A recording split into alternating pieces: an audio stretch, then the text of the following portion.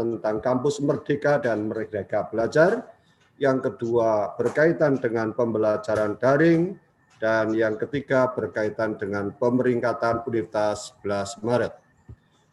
Saya mulai saja bahwa Januari 2020 setidak-tidaknya Bapak Menteri Pendidikan dan Kebudayaan mengeluarkan 5 paket kebijakan yang terkenal dengan Merdeka Belajar dan Kampus Merdeka yang tertuang di dalam Peraturan Menteri Pendidikan dan Kebudayaan nomor 3, 4, 5, 6, dan 7. Nomor 3 itu tentang standar nasional pendidikan tinggi. Nomor 4 itu mengenai perubahan perguruan tinggi negeri menjadi perguruan tinggi badan hukum. Nomor 5 itu tentang akreditasi program studi dan perguruan tinggi.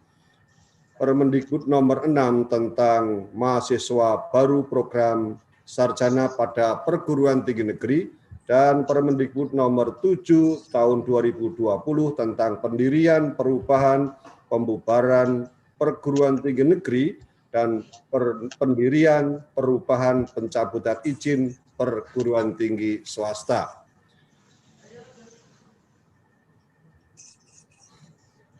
Ya, Bapak Ibu yang saya hormati, serta anak-anakku mahasiswa, ini adalah sebuah ide besar dari Bapak Menteri atau Mas Menteri yang memperkenalkan kampus Merdeka dan Merdeka Belajar. Nah, tentu ada sebuah tantangan pada abad 21 ini, kemampuan-kemampuan atau skill apa yang harus dimiliki oleh para siswa atau para mahasiswa. Setidak-tidaknya kalau kita mengikuti bahwa pada bulan Maret 2015, World Economic Forum mengadakan sebuah pertemuan di Dubai dengan fokus pendidikan. Mereka merilis paper yang mengidentifikasi ada 16 keterampilan. Ini ada 16 keterampilan yang penting untuk abad ke-21 ini. Keterampilan itu dikelompokkan menjadi 3 bidang dengan proses pembelajaran yang berfokus pada apa yang dinamakan pembangunan literasi dasar. Ada di sini. Yang kedua adalah pengembangan menjadi kompetens, dan yang ketiga adalah dampaknya dalam pengembangan kualitas karakter. Dari 3 ini, maka hal-hal yang berkenaan dengan literasi dasar sebagai siswa atau mahasiswa menerapkan keterampilan inti untuk tugas sehari-hari. Apa keterampilan inti itu? 1 adalah literasi, 2 adalah numerasi, 3 adalah literasi keilmuan. Literasi keilmuan, yang keempat adalah literasi ICT yang sama-sama di Universitas 11 Maret kita kembangkan. ICT dalam konteks ini adalah teknologi informasi dan komunikasi. Yang kelima adalah literasi keuangan, dan yang keenam adalah literasi budaya, literasi budaya dan kewarganegaraan. Sedangkan pada kompetensi, sebagaimana di dalam kebutuhan-kebutuhan di abad 21 ini adalah pemikiran yang kritis atau pemecahan-pemecahan masalah, problem solving. Yang kedua adalah creativity. Berikutnya adalah komunikasi. Ini amat penting untuk bisa menghadapi berbagai tantangan di abad 21, dan kolaborasi. Sedangkan kualitas karakter, ini bagaimana siswa dan mahasiswa menghadapi lingkungan mereka yang sangat cepat berubah.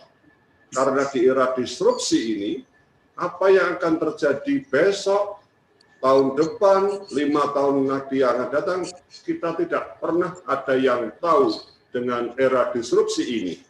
Maka harus ada kualitas karakter. Dalam konteks ini adalah rasa ingin tahu, kemudian inisiatif, kemudian kegigihan. Jadi para mahasiswa kita harapkan gigih untuk menghadapi segala tantangan di era disrupsi ini. Kemudian yang berikutnya adalah kemampuan beradaptasi. Kita harus berbahagia dan bangga karena di era pandemi COVID ini kita mampu dengan cepat untuk beradaptasi di mana COVID mengubah seluruh tatanan yang ada di dalam kehidupan ini. Berikutnya adalah kepemimpinan, leadership, dan yang ke-16 adalah kesadaran sosial dan budaya. Sedangkan kita melakukan pengajaran dan pembelajaran di atas dan di luar. Karena itu, siswa-siswa dan mahasiswa saat ini bergerak melampaui dasar yang seharusnya memiliki 4 keterampilan yang super, yang namanya 4C di dalam abad 21 ini. Apa 4C ini? Yang pertama adalah kemampuan berkomunikasi, berbagi pemikiran, pertanyaan, ide, dan bagaimana mengembangkan atau memecahkan solusi-solusi itu. Yang kedua adalah kolaborasi, collaboration, bekerja bersama untuk mencapai tujuan, serta menggunakan bakat, keahlian, dan kecerdasan untuk melakukan kerjasama. Berikutnya, yang ketiga adalah critical thinking.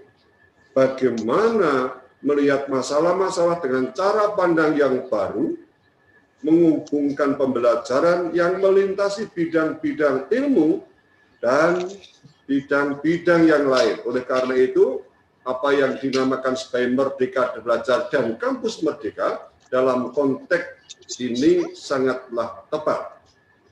Yang keempat adalah creativity, mencoba pendekatan-pendekatan baru untuk menyelesaikan suatu masalah yang mendorong pada inovasi dan apa yang dinamakan sebagai invensi-invensi, penemuan-penemuan baru. Bagaimana kemudian implementasi Merdeka Belajar itu? Setidak-tidaknya pembelajaran yang relevan dunia industri atau dunia usaha, maka dikenal adanya hak belajar 3 semester di luar program studi. Ada 8 contoh kegiatan yang bisa digunakan sebagai wujud Merdeka Belajar itu. Yang pertama adalah pertukaran pelajar atau mahasiswa. Yang kedua adalah magang atau praktek kerja. Jadi ada pertukaran mahasiswa, magang, kemudian asistensi dalam bidang hal ini adalah secara khusus mengajar pada satuan pendidikan tertentu. Di UNS juga sudah dilakukan ini, penelitian atau riset sebagai wujud dari Tridharma Pendidikan Tinggi, yaitu pendidikan, penelitian, dan pengabdian masyarakat. Berikutnya, berkait dengan proyek kemanusiaan. Yang ke-6 adalah kegiatan wirausaha. Yang ke-7 adalah studi atau proyek independen. Dan yang ke-8 berkait dengan membangun desa atau kuliah kerja nyata tematik. Saudara-saudara, adik-adik saya, para mahasiswa, kita lihat apa tujuan dari Kampus Merdeka dan Merdeka Belajar itu. Ini merupakan program di mana hak belajar 3 semester di luar program studi untuk meningkatkan kompetensi lulusan, baik dari soft skill maupun hard skill. Di soft skill tentu kita akan bisa lebih optimal manakala kemudian kita melakukan program Merdeka Belajar dan Kampus Merdeka itu. Agar apa? Agar para lulusan lebih siap dan relevan dengan kebutuhan zaman. Jadi kita desain bahwa kurikulum itu untuk menjawab tantangan-tantangan zaman ke depan. Program-program experiential learning dengan jalur yang fleksibel diharapkan dengan Kampus Merdeka dan Merdeka Belajar akan dapat memfasilitasi para mahasiswa dalam mengembangkan potensinya sesuai dengan passion dan bakat para mahasiswa. Kegiatan dalam bentuk kegiatan pembelajaran misalnya saja, maka yang paling dekat kita lakukan dan kita sudah mencoba untuk mendesain dengan peraturan rektor dengan Kampus Merdeka dan Merdeka Belajar ini, bentuk kegiatannya adalah pertukaran pelajar atau mahasiswa prodi, program studi, pada satuan perguruan tinggi yang sama. Misalnya saja, prodi Hukum Internasional di FISIP UNS bisa saja kemudian dia belajar pada prodi Ilmu Hukum di Fakultas Hukum UNS. Jadi ini masih dalam satu lingkup universitas. Jadi bisa saja eksak ke sosial humaniora, humaniora atau sosial humaniora ke eksak di dalam satu kampus. Yang kedua adalah pertukaran pelajar dan dalam program studi yang sama pada perguruan tinggi yang berbeda. Misalnya saja ini terjadi pada FISIP UNS ke FISIP Universitas Gadjah Mada atau UNDI. Ya, teknik UNS ke teknik ITB. Arsitek juga demikian, di UNS dan di ITB dan sebagainya. Inilah karena pada pertukaran pelajar atau mahasiswa yang prodinya sama, itu pada perguruan tinggi yang berbeda. Yang ketiga adalah pertukaran pelajar atau mahasiswa antar prodi, ya, antar program studi pada perguruan tinggi yang berbeda.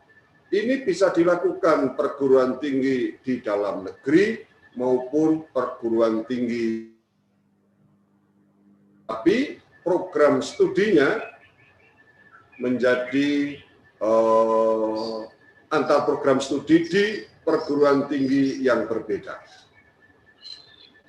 Pertukaran pelajar misalnya saja kalau kita lihat, pertukaran pelajar antar program studi pada perguruan tinggi yang sama. Bentuk kegiatannya seperti ini.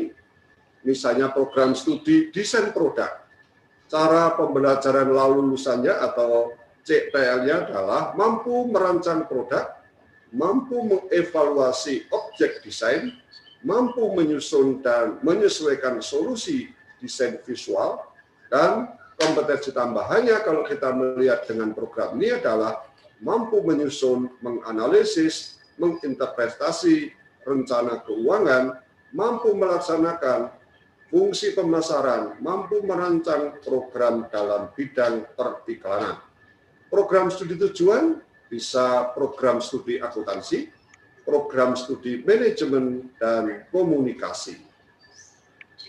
Pertukaran pelajar misalnya saja kehutanan. CPL-nya mampu merancang dan mengelola satu ekosistem hutan. Mata kuliah yang adalah pengelolaan ekosistem hutan mangrove, pengelolaan ekosistem hutan pegunungan, sedangkan mata kuliah program studi perguruan tinggi lain, misalnya saja pengelolaan ekosistem hutan dataran rendah, pengelolaan ekosistem hutan pantai. Ini pertukaran pelajar yang juga bisa dilakukan pada ini. Berikutnya adalah praktek kerja atau magang.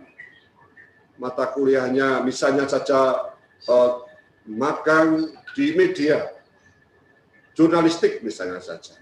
Maka total Di media itu satu semester bisa 18 dengan mata kuliah dari nomor 1 sampai nomor 6. Saudara-saudara mahasiswa, kalau kita melihat misalnya saja magang atau praktek kerja bisa dilakukan pada perusahaan-perusahaan, misalnya adalah BUMN. Maka rekognisi penyesuaian mata kuliah di dalam program studi, misalnya adalah teknologi informasi. Karena teknologi informasi dalam konteks sekarang, di era revolusi industri 4.0, itu menjadi sangat penting. Di BUMN ini bisa dilakukan satu semester dengan diakhiri dengan tugas akhir, SKS-nya 6 SKS. Kemudian jumlah SKS selama satu semester itu dirancang 20 SKS. Asistensi mengajar, yaitu mengajar pada lembaga pendidikan sesuai bidang keahlian.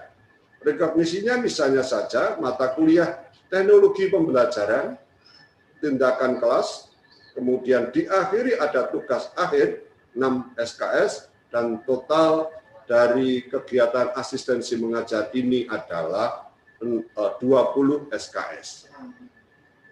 Riset atau penelitian ini merupakan capaian mahasiswa prodi ilmu dan teknologi pangan misalnya saja yang mengikuti kegiatan penelitian atau riset mengenai pengembangan modified cassava float atau MOCAF di Pusat Teknologi Agroindustri, Badan Pengkajian dan Penerapan Teknologi atau BPPT selama satu semester atau 6 bulan dalam bentuk blended. Rekognisi untuk menyesuaikan mata kuliah di dalam program studi ini juga 20 SKS karena kita harapkan ini adalah satu semester atau 6 bulan. Mata kuliahnya bisa diambil pengantar teknologi pertanian, teknologi pengelolaan pangan, mikrobiologi, teknologi fermentasi, soft skill, laporan penelitian atau skripsi, dan publikasi ilmiah.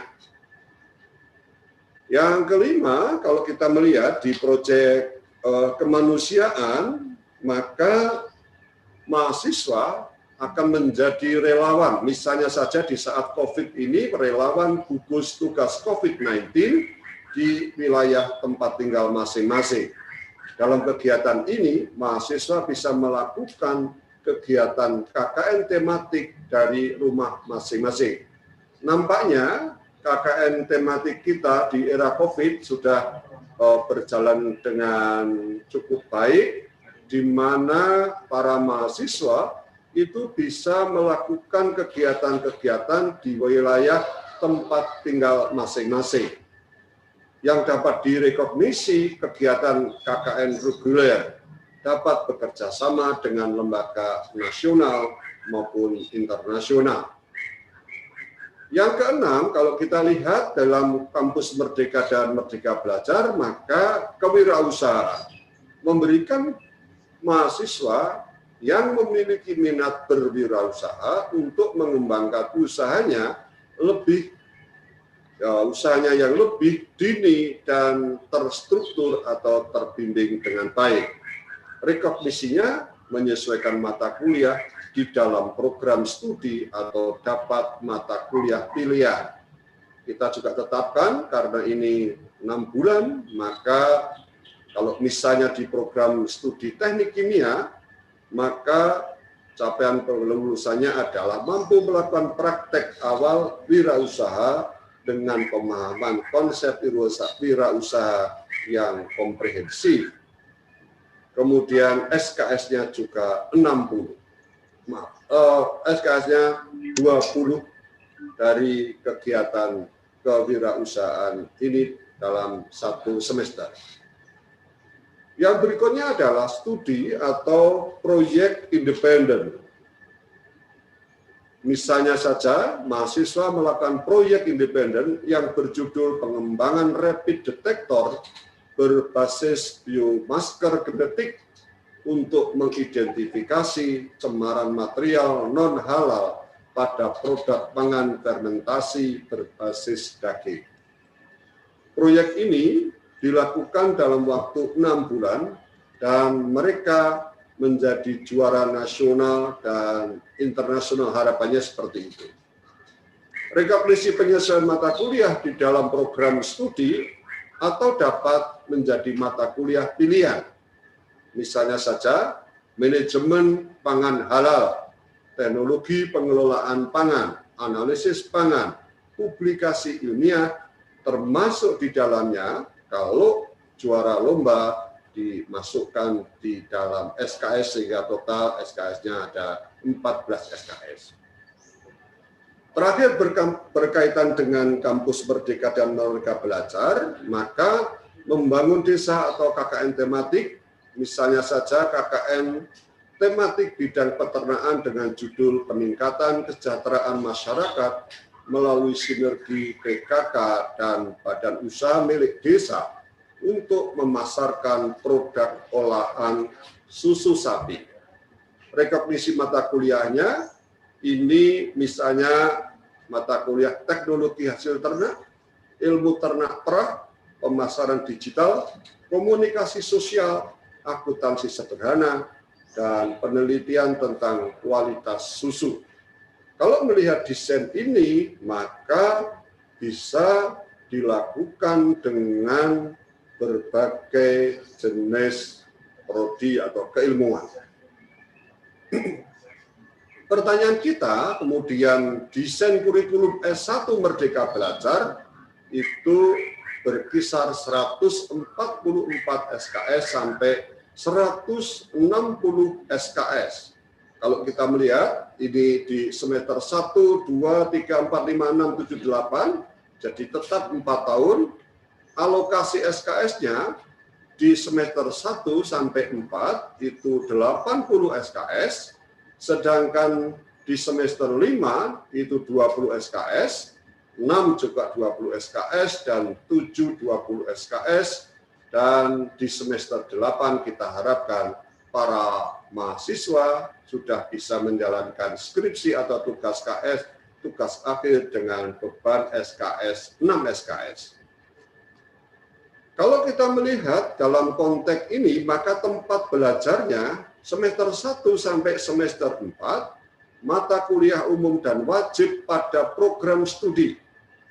Jadi misalnya saja program studi bahasa Indonesia, maka dia akan menyelesaikan 4 semester itu di FIB. Program studi manajemen misalnya saja, maka mereka atau para mahasiswa akan menyelesaikan semester 1 sampai 4 di FIB.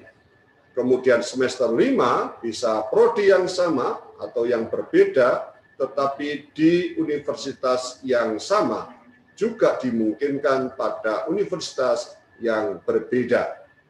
Pada semester 6 misalnya saja, kalau kita melihat 20 SKS ini pada prodi yang sama atau berbeda pada perguruan tinggi yang lain, baik itu dilakukan di dalam negeri maupun luar negeri. Di semester 7, para mahasiswa bisa melakukan kegiatan dengan mitra untuk magang, penelitian, KKN, asistensi mengajar, proyek mandiri, kewirausahaan, kemanusiaan, dan lain-lain kegiatan, sehingga kita harapkan pada semester 8 mereka sudah selesai. Bagaimana peluang bagi program studi? Maka pada semester 5, 6, 7, mata kuliah keunggulan dan keunikan program studi itulah yang kita tawarkan atau kita berikan kepada para mahasiswa. Saudara-saudara, para mahasiswa, para pimpinan Universitas 11 Maret, dan semua hadirin yang ikut kuliah perdana ini, yang kedua temanya adalah pembelajaran daring. Rancangan pembelajaran daring di Universitas 11 Maret, maka mata kuliah teori diselenggarakan secara daring atau online karena situasi dan kondisi di era pandemi COVID-19. Kita masih tetap akan menggunakan daring ini untuk memberikan mata kuliah. UNS akan memfasilitasi sistem pembelajaran daring atau online ini. Kita akan menghidupkan dan memperbaiki sistem ICT yang ada, dan mohon doanya pada semua pihak karena server kita yang kita adakan pasca atau saat pandemi COVID sudah kita coba untuk uji coba. Perkuliahan kami harapkan juga bisa dilakukan sesuai dengan jadwal di mana para wakil dekan bidang pendidikan sudah menyelenggarakan musyawarah dan rapat bersama untuk menentukan jadwal mata kuliah.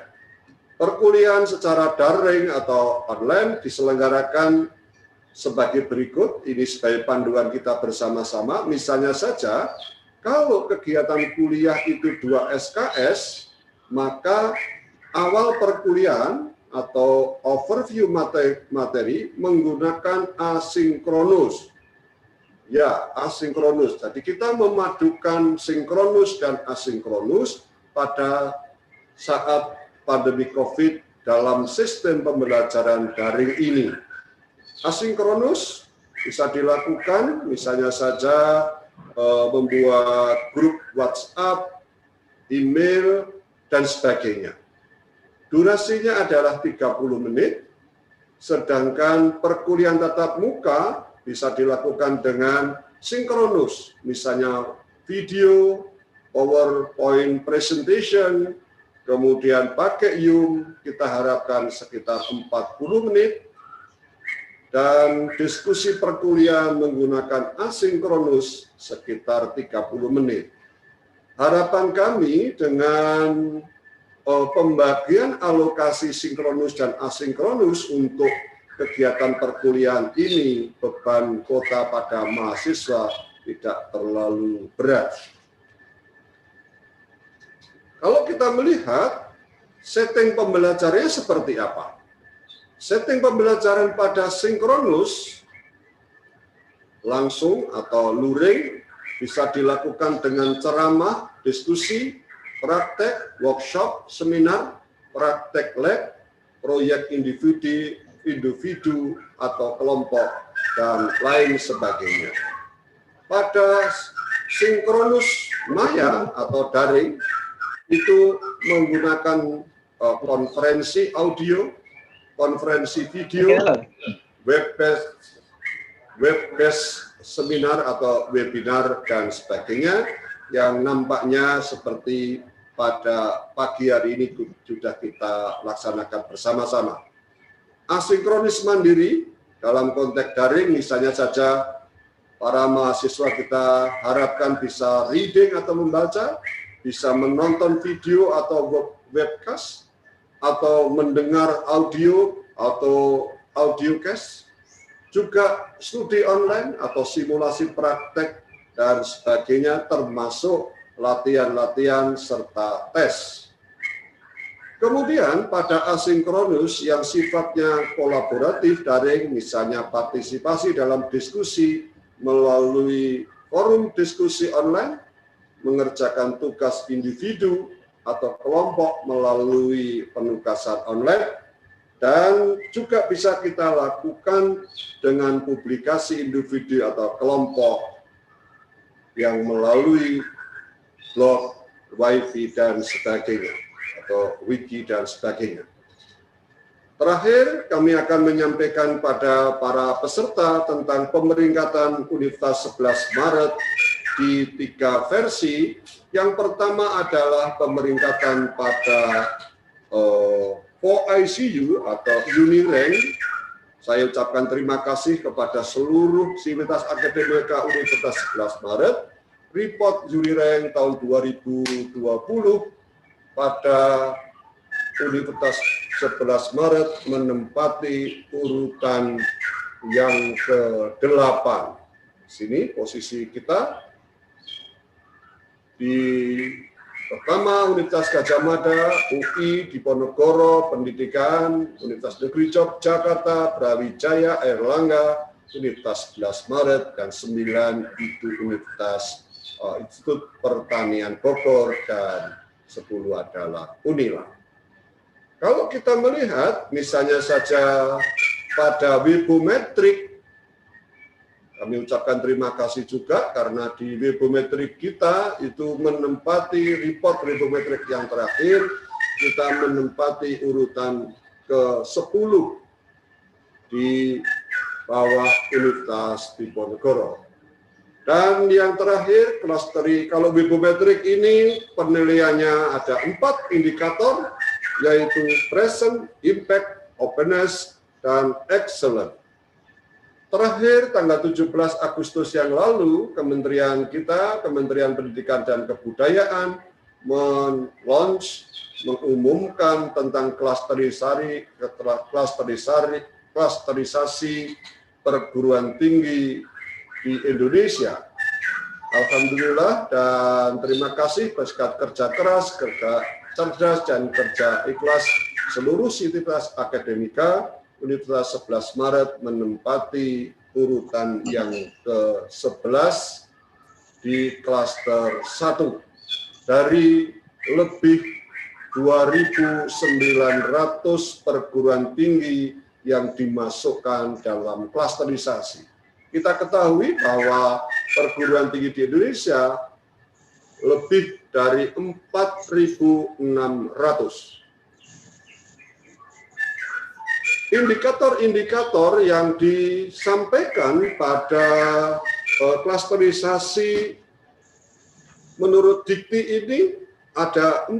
Yang pertama adalah berkait dengan impact, ini 20%, kemudian berkait dengan proses, ini 25%, dan output itu 25%, dan outcome 30%. Apa yang ada di dalam input itu? Input adalah komponennya, persentase dosen yang berpendidikan S3, persentase dosen yang mendapat jabatan lektor kepala dan guru besar, rasio jumlah mahasiswa terhadap dosen, jumlah mahasiswa asing, dan jumlah dosen yang bekerja sebagai praktisi di industri selama 6 bulan. Sedangkan kalau kita melihat indikator di proses adalah akreditasi institusi dari BAN-PT, akreditasi program studi, pembelajaran daring, kerjasama perguruan tinggi, kelengkapan laporan PD Dikti, dan jumlah prodi yang bekerja sama dengan dunia usaha dan industri, NGO, IS, Top 100,